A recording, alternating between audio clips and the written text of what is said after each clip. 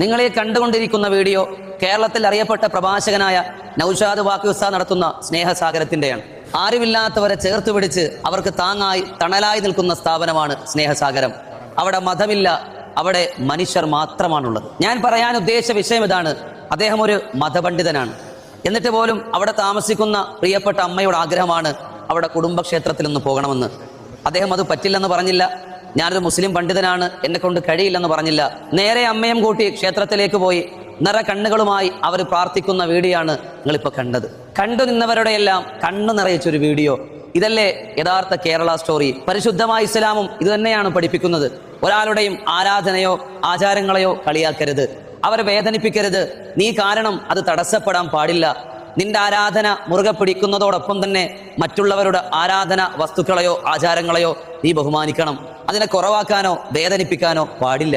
അതുപോലെ തന്നെ ഷഫീഖ് ചൗഹരി എന്ന പ്രിയപ്പെട്ട കൂട്ടുകാരൻ ഏഞ്ചൽ വാലി എന്ന ഒരു സ്ഥാപനം നടത്തുന്നുണ്ട്. രണ്ടും മാതൃകാപരമാണ്.